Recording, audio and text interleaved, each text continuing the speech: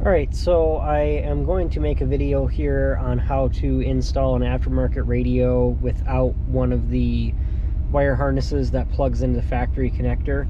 This is a 98 Chevy 2500, or sorry, GMC 2500, same thing, pickup, and it has this connector going into the back of the factory radio. And I had ordered a adapter off of, I believe it was Amazon, kind of basing just off the fact that it said it was for a 98 Chevy pickup, and the one they sent me is not the same at all, and that's my fault. It's not Amazon's fault or the seller's fault. It's because once I actually punched in, will this fit my vehicle, it said it did not. But again, I should have actually checked this before wiring it all up, because I completely assembled the wire harness here, and the pink wire hanging out is just for the backup camera. But obviously this is no good because I don't have this vehicle that this plugs into. So right now, today is like December 21st, 22nd, something like that.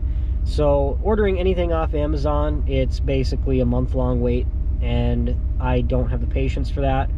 I have been waiting on the parts for this damn radio install. I ordered the parts on December 2nd. Still all have yet to show up. I mean, there's been little pieces here and there. So the actual dash kit is showing up today, so that's why I'm doing this. So it's not the fact that I can't get the harness adapter for this, it's the fact that I'm impatient and no one in town stocks it, and it's going to be a 3 or 4 day wait, and I'm just tired of waiting. So basically all you're going to need to do this is a multimeter. I have a power probe here, and I'm going to be doing this with the vehicle on, and as much as you shouldn't do that, this is all plastic all around here. I mean, literally everything's plastic in this pickup truck, and so I don't have any risk of shorting the positive out to the ground, so long as I only cut one wire at a time, basically. But you're just going to need a multimeter or a power probe or a test light, anything like that, just to verify what wire does what. I personally really like the power probe, because it not only tells me what's power but what's ground, and I can also feed power and ground to it by flipping the switch here. And that comes in handy when you're trying to figure out what wire goes to what speaker.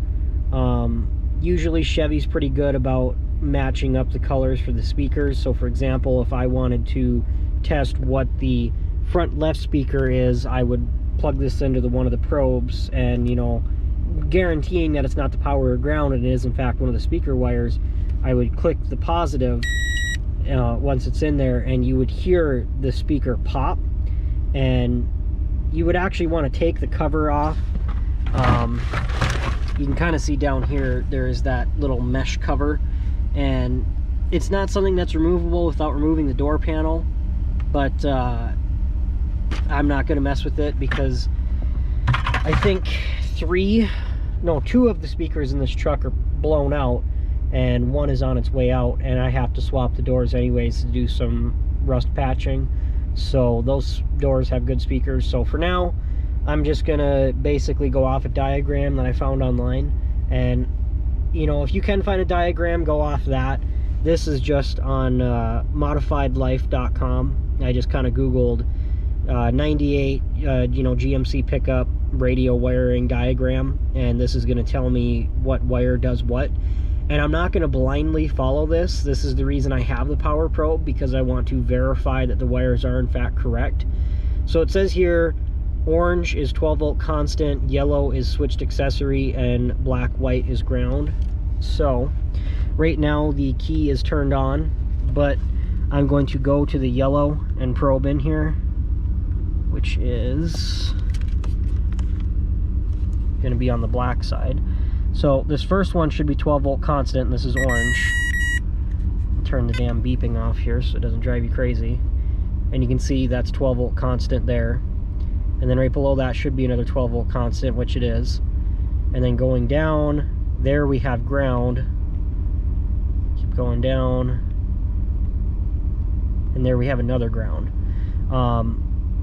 And so basically, to verify that orange up here is 12 volt constant and the one below it, yellow, is 12 volt switched, I'm going to shut the truck off and then check for 12 volt constant again, which we have on the top one, and the one below it is off.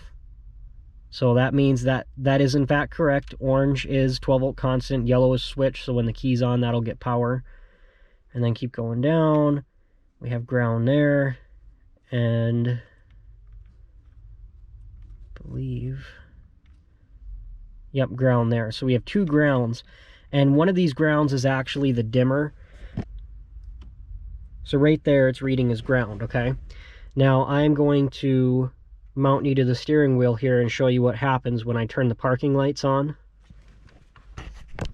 Okay, so in order to check for the illumination wire here, because I had 2 grounds, I have the key switched off and the parking lights off. So I'm going to verify that's a ground there, and then that one is a ground there. So I'm going to turn the parking lights on, and the one that stays ground is your vehicle ground for your radio. The one that turns to 12 volt positive will be your illumination for your actual lights for your radio.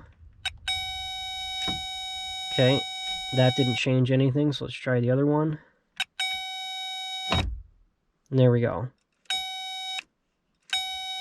So yeah, switching between the parking lights being turned on and turned off, that 4th wire here actually turns to 12 volt positive. And that 4th wire is this gray wire here. And then the black wire here is the constant ground. And that's why I don't blindly follow the diagrams, because it was saying that the illumination wire was brown, but it's not. It's actually the gray wire here. And it was saying the ground is black white, but it's not. It is actually just solid black. There's no white strip. So I'll go ahead and get the harness kind of started here and kind of pop back in whenever I need to give you some more info. All right, and so this is going to be like the real just quick and dirty of installing a radio. Normally I would be soldering all these connections, but I've already worn my patience thin with having soldered this other wire harness over here, and this is just a work hauler truck anyways, so it doesn't need to be perfect.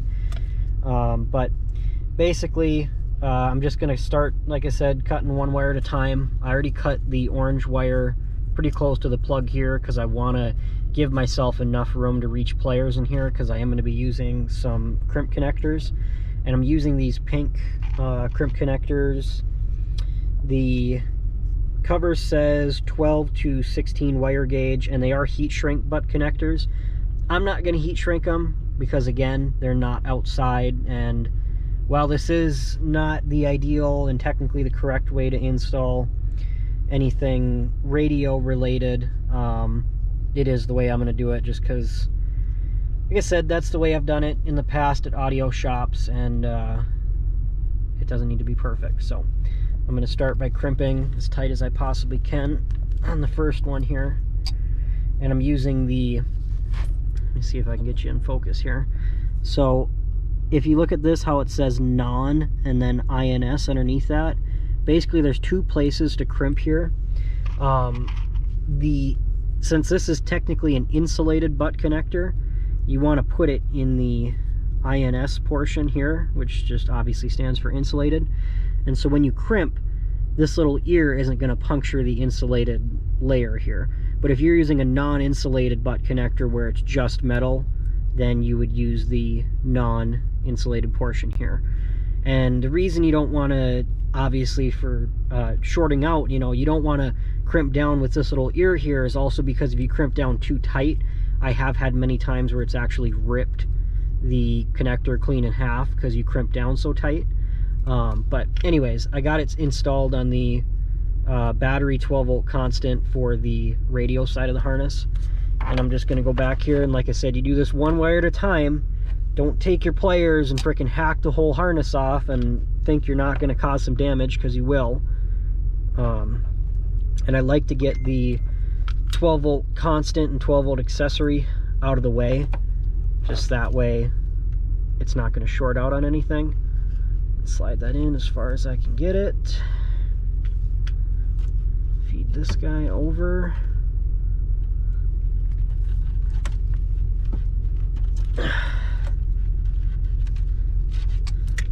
in there. Now I'll give it a tug test, and that's not going anywhere.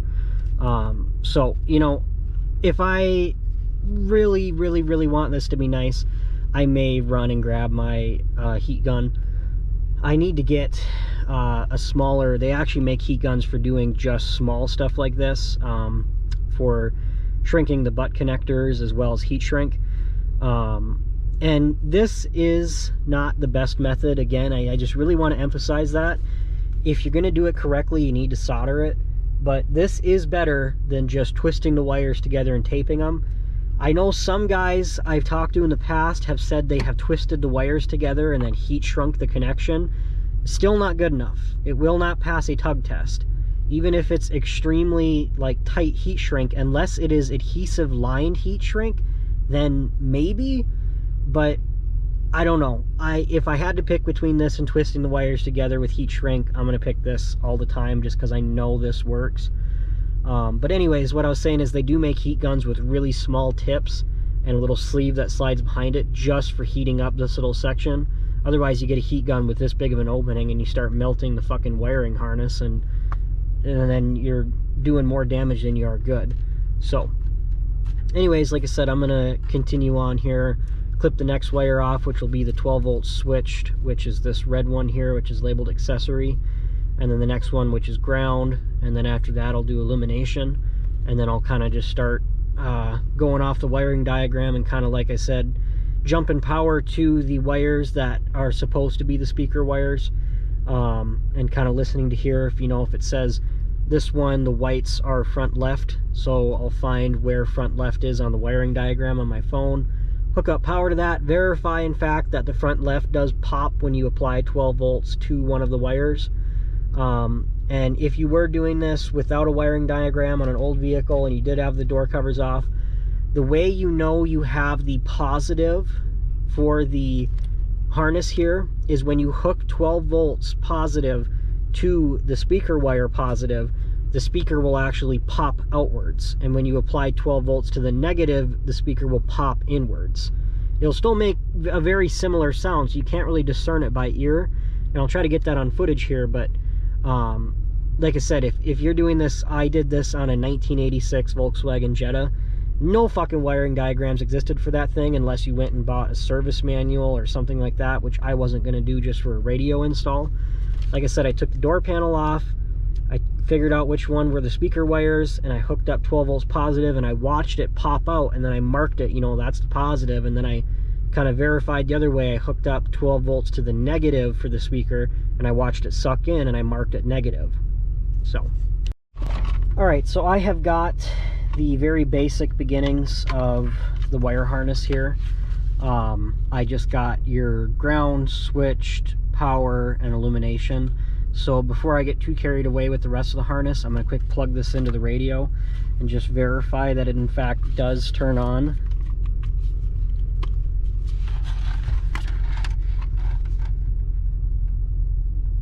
And I didn't touch any power buttons there. That's just it turning on its own because the key is switched on. And you're going to see this obnoxious screen protector here because I don't take that off until it is completely installed in the truck, because I always manage to put one small scratch in it somewhere.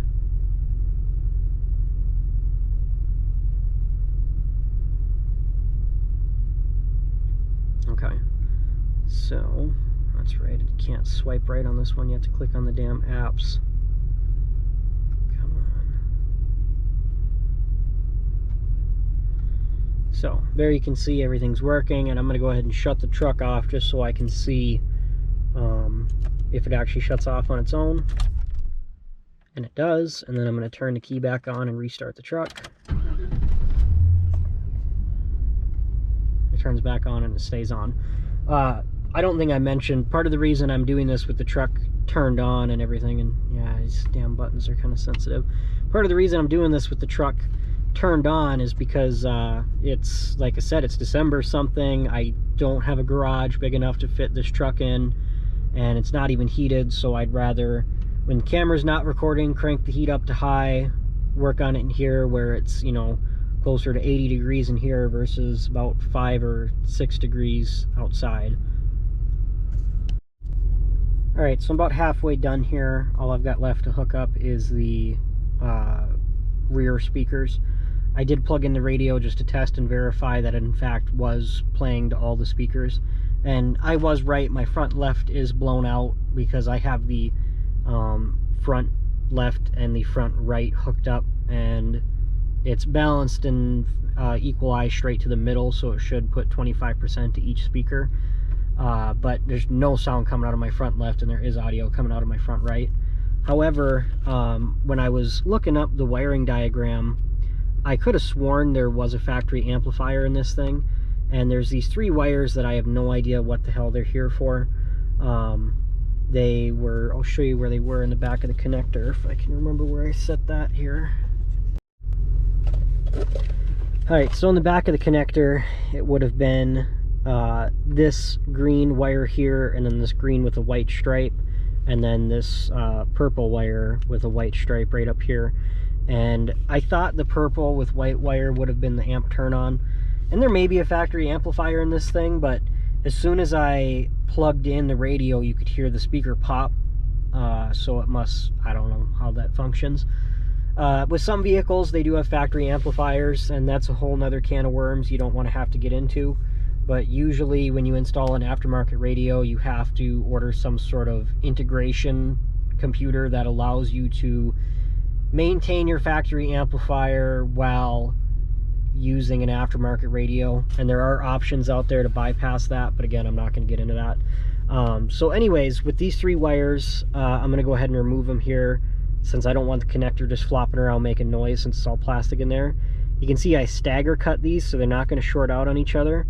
And I'm just going to take some electrical tape and wrap them all the way around. And I'll get a little bit more here just because I'm right near the end.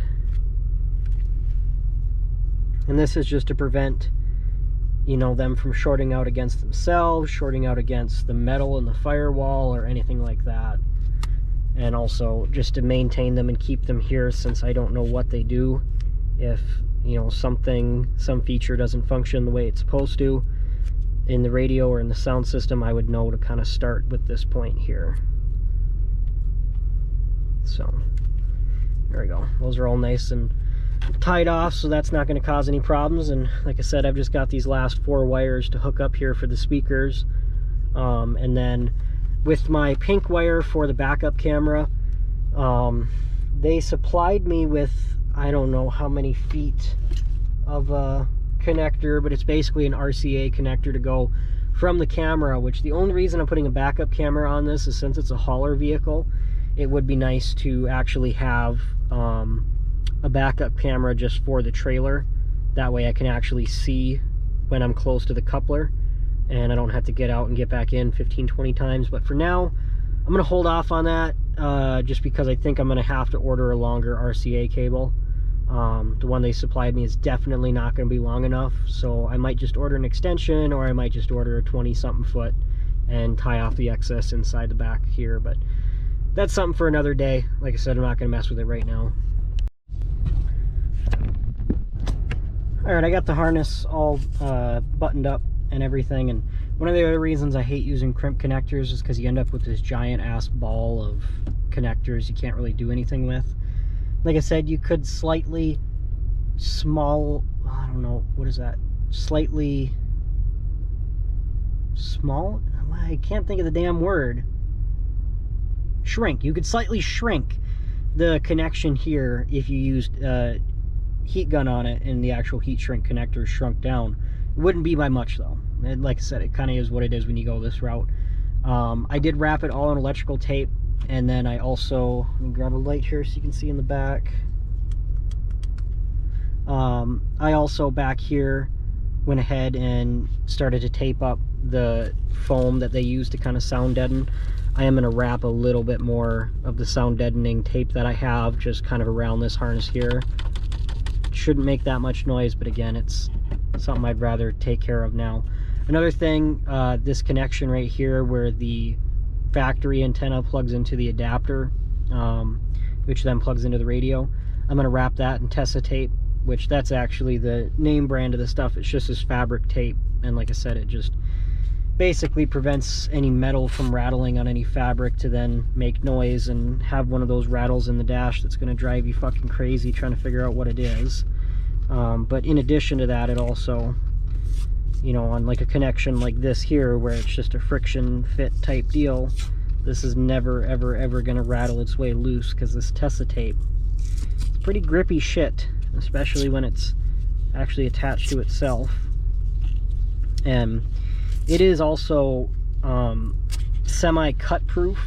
Like if you were to try to cut this with a knife, it's a bit of a headache, which is a good thing and a bad thing, I guess, you know. But it rips really easy if you just take your fingernails and rip it down sideways like that. And I just ripped off a chunk because there's no way I'm going to be able to reach in back here with the whole tape roll. I know you're not going to be able to see what I'm doing, but like I said, I'm just wrapping around the harness that's poking out the best I can. Need one more piece there.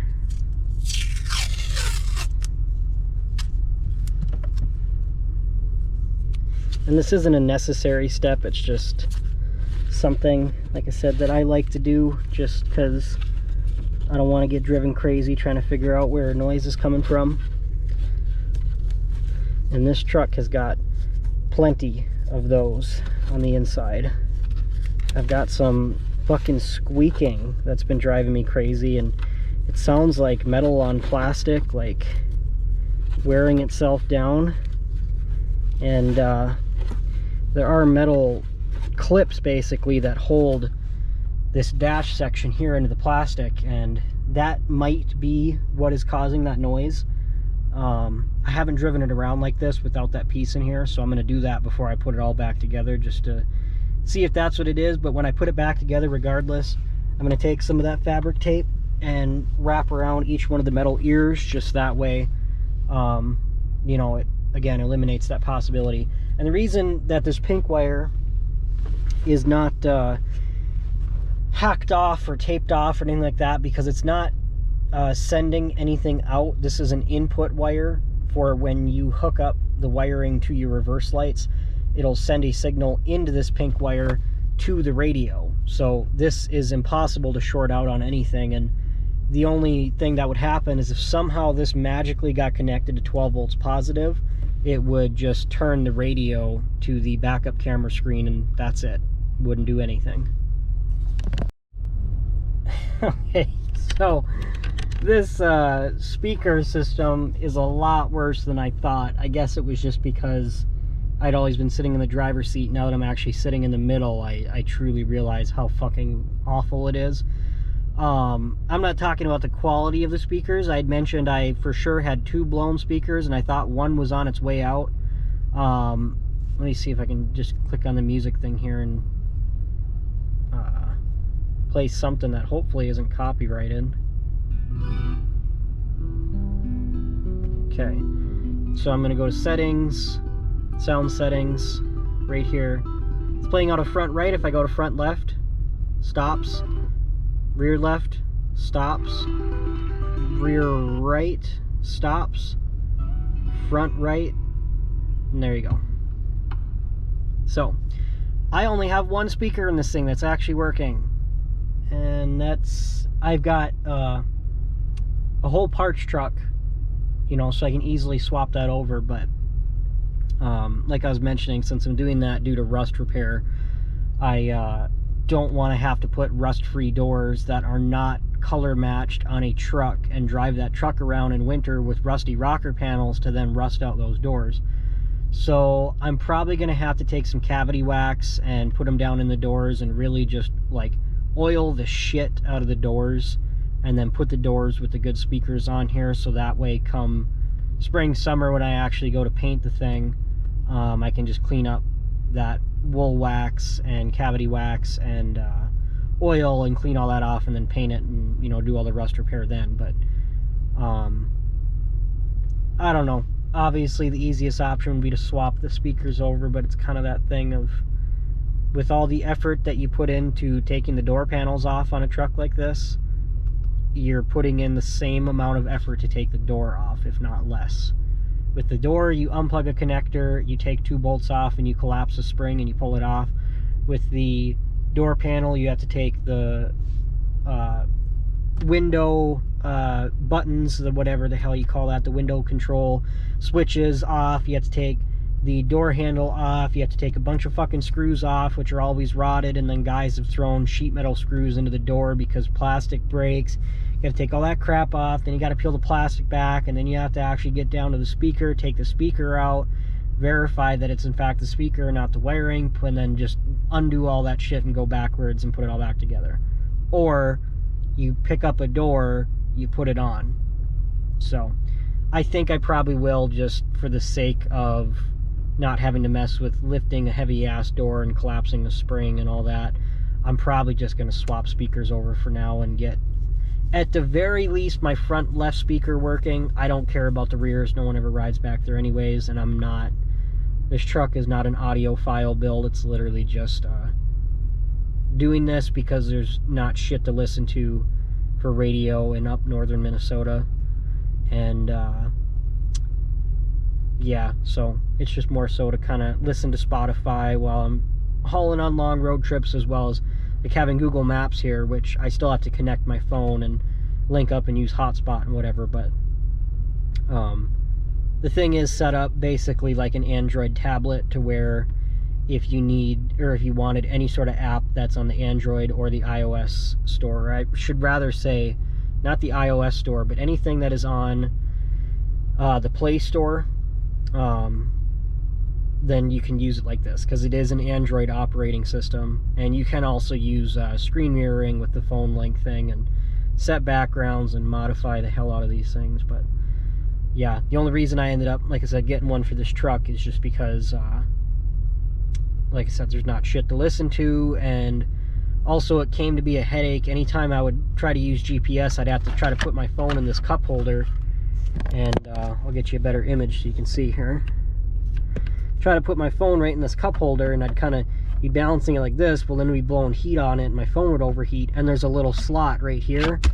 Phone drops through perfectly if it vibrates just right. So with this thing here, like I said, I can use Google Maps, or I can cast my phone to it and actually see where I'm going if I'm going to some place I haven't been before to haul a vehicle. And this is not an Andrew, again, I can never pronounce his damn name right, Andrew Camarada on YouTube, where in his Dodge pickup, he just fucking took his chainsaw and sawed into the dash and said, yep, that's how you install radio. I'll get footage here once the actual dash kit shows up. I might have to trim a little bit off the bottom side of the dash here, which you wouldn't see it, but that's a really common thing. Because this double din is so narrow, I don't think I'm going to have to do that, but I don't know. We'll cross that bridge when we get there. Otherwise, you know, in theory, if this was just a piece of shit truck, you could just tuck it in kind of like that. And yeah, if you touch the power button, it unmutes it.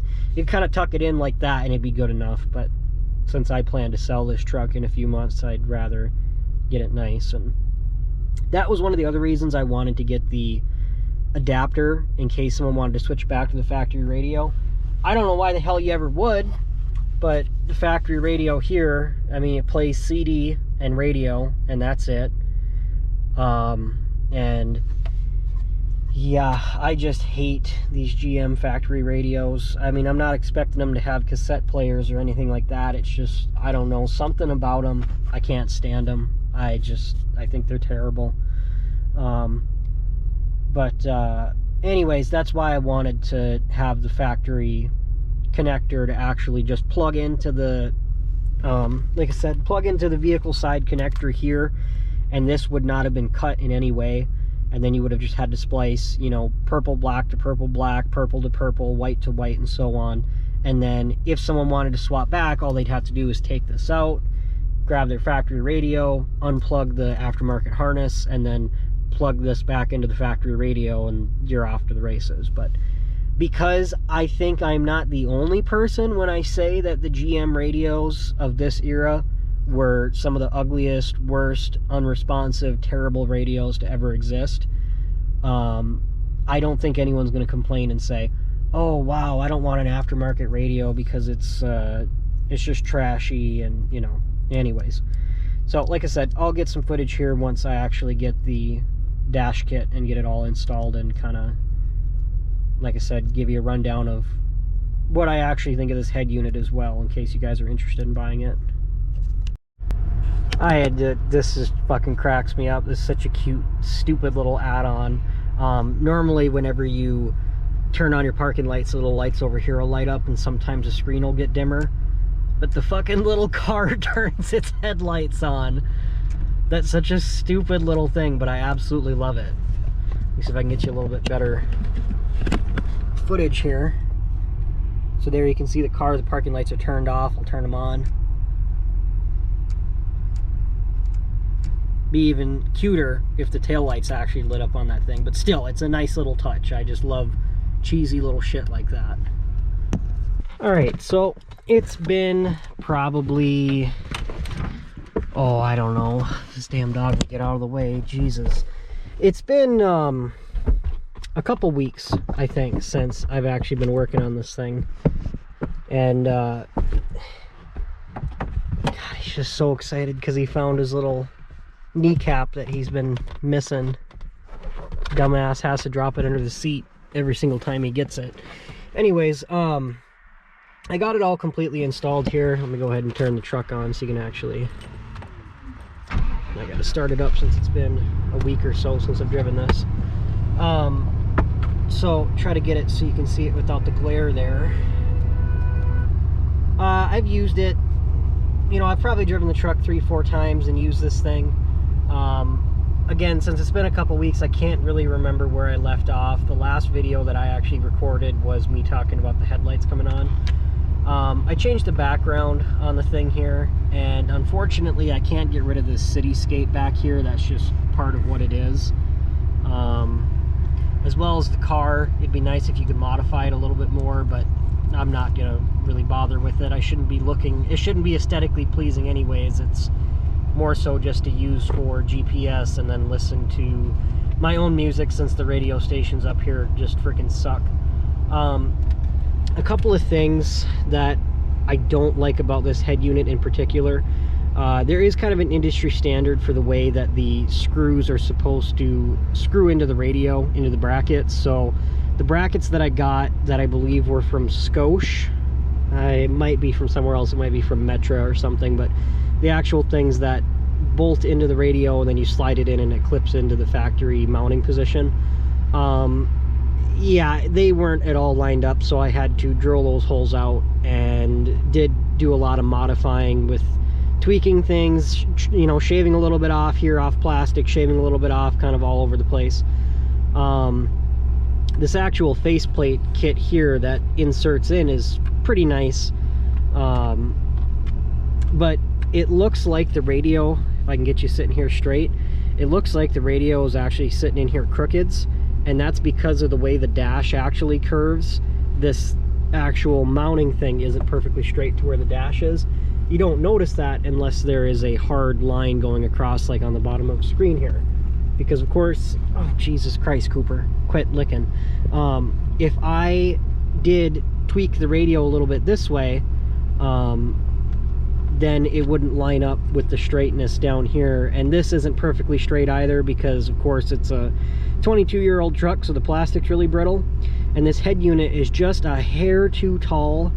And I know you're supposed to do some trimming on the dash, which I did, but it's still a little bit too tall for this thing to actually fit into its position. So when I tried to squeeze it in, it just broke the plastic. So it's sitting down like 1/8 of an inch lower than it should. Not a problem, everything still functions.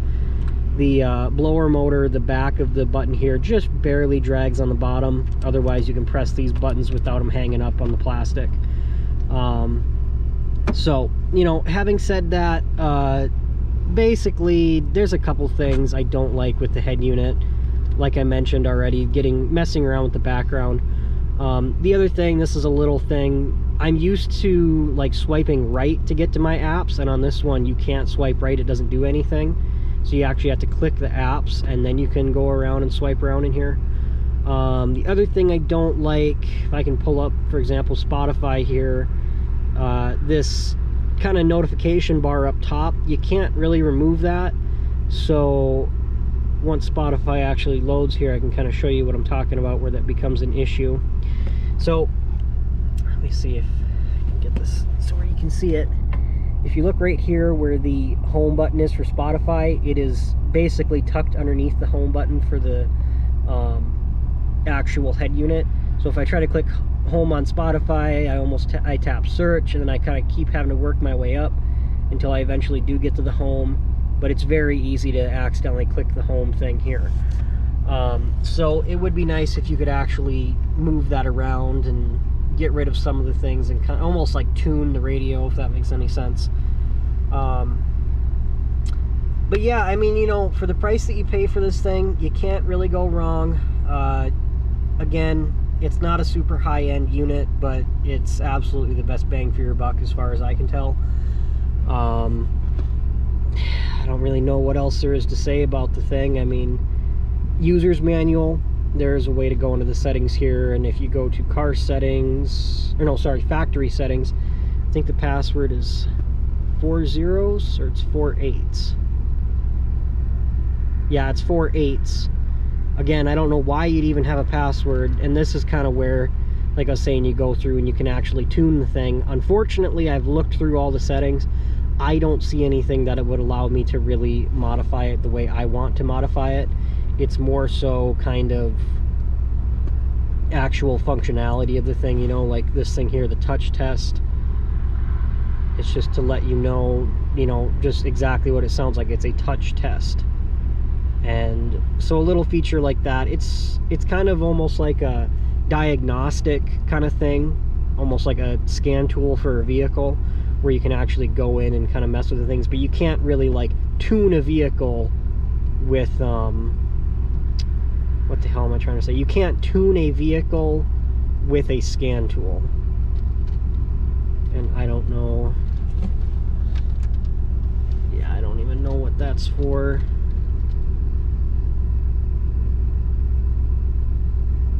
I don't know. Like I said, it's just a lot of trial and error with this thing, basically. So, I don't know. Like I said, not a bad head unit. It does what it needs to do.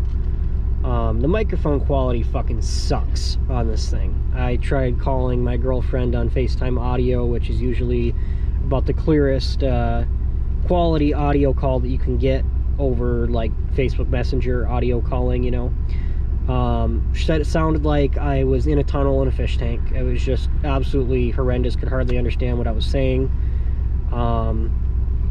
The other thing with this, there is an external microphone. I tried plugging that in. It was a little bit better, not much.